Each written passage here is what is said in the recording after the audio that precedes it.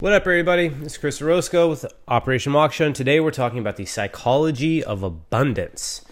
And we're talking about this because I have personally been studying the intersection between psychology and spirituality for a few years now, both, in scientific terms and also just through my own experience of trying to practice some of these spiritual concepts and using some of the principles and philosophies, and just noticing how they actually interact with my psychology and what kind of impacts they have.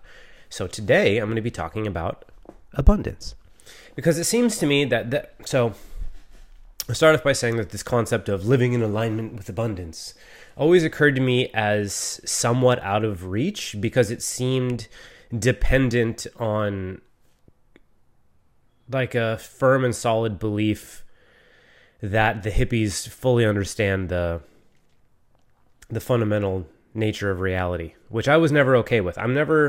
I'm not fully okay with anybody claiming to totally understand and be certain of the fundamental structures of reality, because we just don't know. And anybody who says that they know is just showing their ignorance. So I was always very hesitant to embrace this mode of thinking because it seemed arrogant to me.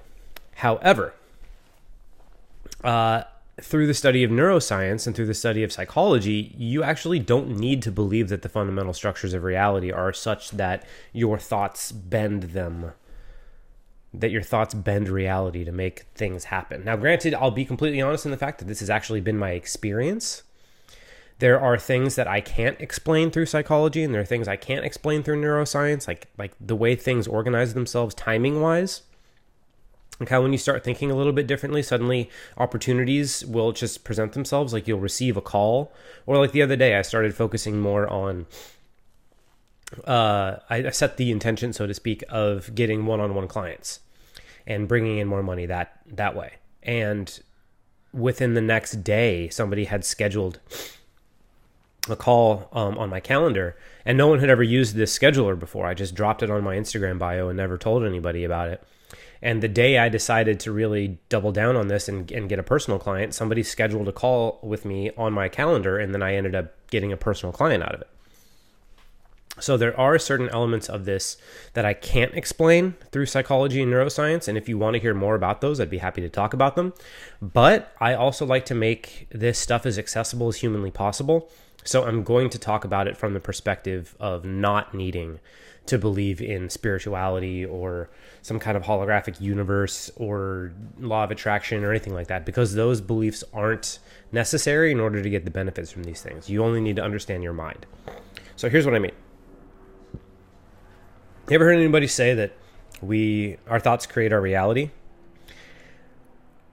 Probably you have. If you haven't, this is your first time. Our thoughts create our reality. Now, a lot of times the hippies want to make you think that speaks to the ability to actually augment physical reality around you with your thoughts.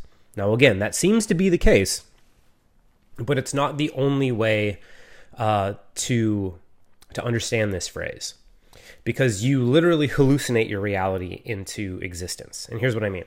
Your reality is, the way your eyes and your mind perceive reality is based on feedback loops in your mind. You don't necessarily take in information about what's around you and process it and create visuals and sensory experiences for it. What ends up happening is you take in like a fraction of that, and then your mind assigns probabilities and guesses as to what you're looking at based on what you've thought in the past and what the highest probabilities you've assigned are. So here's a good example. So two people have the exact same experience.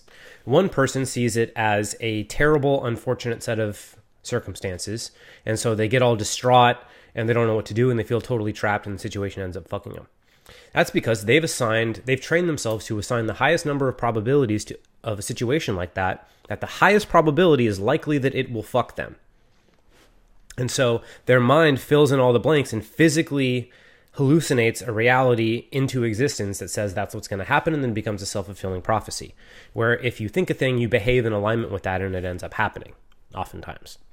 Now, the other person will see the exact same situation, but because they've trained their mind to assign a higher number of probabilities, they will see it as an opportunity, and they will learn from it, and they will grow from it, and they will leverage it and use it to their benefit. The only difference is perception.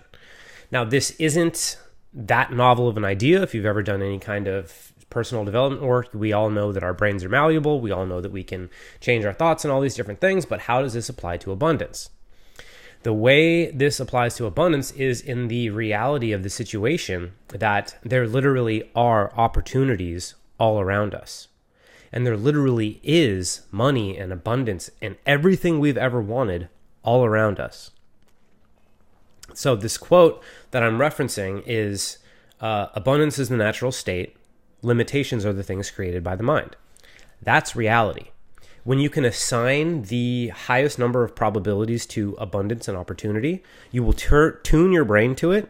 And whether or not they're actually even there, if you assign the highest number of probabilities that you will be seeing more opportunity, you will physically create them where they didn't exist before. You will see them where no one else will be able to see them, because your mind creates your reality on a hallucinatory experience of internal feedback loops based on what you've experienced prior.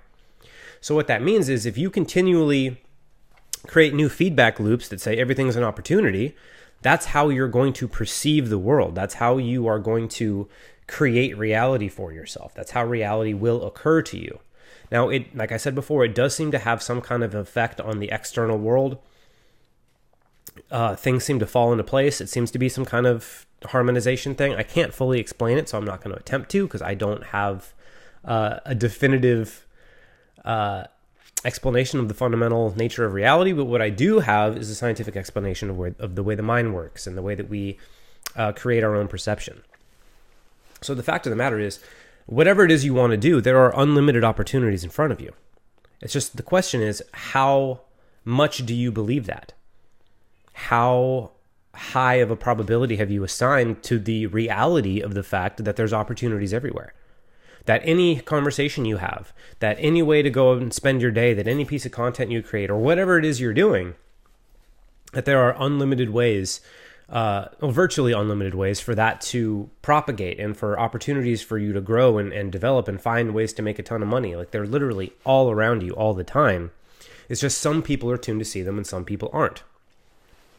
So at this point, you may be asking yourself, how can I be one of these people that tunes myself to the abundance? First thing I'd say is recognize the fact that it's already there all around you all the time anyway. Whatever it is you want to accomplish, there's unlimited opportunities. All you have to do is go out and get them and be courageous. They may be bizarre. They may be uncomfortable. They may be all kinds of weird things that you almost prefer that they wouldn't be. But there are opportunities, and if you follow your intuition, then it's going to guide you where you want to go. Because like one of the good examples is fucking Steven Spielberg. He got his directing break because he snuck into the backlot of Universal Studios. And I think he got caught or something. Somebody thought he was, I don't remember the exact story, but basically that's how he got his big break. And there's other stories of people that do really insane shit and then they get their opportunities. And so the thing is, opportunities everywhere. It's just up to whether or not you believe it, whether or not you see it, and whether or not you see yourself as somebody who will go after it, and whether or not you see whether or not you see a very high probability of your own personal success so that you can actually hallucinate that into reality and create it. So how do you actually go about doing that? First, you have to acknowledge this thing called neuroplasticity, which says you can actually reprogram your mind by changing your thoughts. It's basically law of attraction style shit, but proven through science and through actual brain scans and neuroscience. Now, the problem when doing something like this, which is what everybody discovered when The Secret came out and everybody started doing all these intentions and affirmations and positive thought, is that we all have a shadow. And if you ever watched any of my content, you've heard me probably talk about this ad nauseum. But the fact of the matter is, you cannot attune yourself to abundance or love. You can't attune yourself to notice and create for yourself anything if you don't also address the part of yourself that will do everything that is required to stop you from seeing the world that way. Where if you think it is that your survival and your well-being is dependent on you thinking that there are a lack of resources and behaving in such a way that there are a lack of resources so that you can do the best you can under a scenario where there are a lack of resources, and you think that your survival depends on that, and you just start thinking like abundant thoughts, like that part of you that thinks that your survival is being threatened is going to have a very big fucking problem with that. So you're going to have to address the fact that you've gotten used to this lack of resource mentality and actually deal with that. You're going to have to accept that some part of you is terrified and is trying to take care of you by saying, hey, there's not enough shit. We need to behave in a way that's alignment with the fact that there's not enough shit. You have to love that part of yourself. You have to let it know that it's safe. You have to let it express itself and figure out what you're really trying to protect yourself from and find a better way to protect yourself from those things that's in alignment with a more abundant attitude. And I mean, it's even kind of cringy for me to even be using the word abundance because I feel like it's just been bastardized for so long. And I feel like a lot of people have been lied to about this, which is why I've always been kind of anti using this term. But at the same time, as somebody who understands that there are unlimited possibilities and unlimited opportunities and essentially unlimited money all around me, as long as I attune myself to seeing it, like, it doesn't make sense to have a negative view of this word anymore.